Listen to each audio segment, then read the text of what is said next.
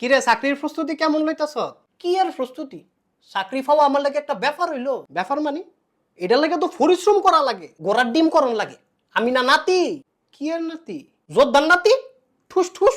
তো যোদ্ধার নাতি হইছ বালা কথা, কেন আবার চাকরির সম্পর্ক কি? আরে বেটা আমরা হইলাম প্রথম সারির লোক, আমগো হিসাবটা আলাদা। আমগো বাপ দাদা কত সাহস করে যুদ্ধ করছে, আমরা কি আর তগমতো রে? তোরা যাবি সিঁড়ি দিয়া, আমরা যাবো লিফট দিয়া। বাপ দাদাই যুদ্ধ করছে, এলাকা তোরা কিছু না করে এত সুযোগ মাগো, তারা কত সাহসের কাম করছে, তারপর একটা সম্মান তেমন লাগতো না? আরে সাহসের কাম তো তারা না করছে, তুই কিরছ? আমি কিরছি আবার? আমি বেটার নাতি হইছি, তাইলে যারা কষ্ট করে লেখাপড়া করতেছে পরিশ্রম করতেছে তারা কই যাইব? তাইলে তাগরও কোন নাতি হইতো? পুরো বেটা এটা একটা নিয়ম হইলো? আরে এটাই তো নিয়ম, যে জায়গায় মেধার দাম নাই পরিশ্রমের দাম নাই এটারে নিয়ম কয়। এটারে কি কয়? এটারে অন্যায় কয়। এই তোর সমস্যা কি রে?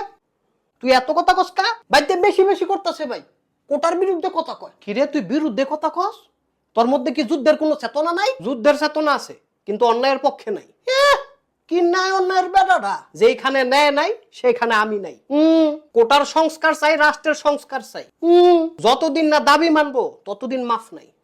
ভাই না কইরা তারা দুইটা ফিডা দেন। তোরা কইলাম দুইটা ফিডা দিমু, আমি কইলাম 4টা দিমু। কয়টা? 4টা।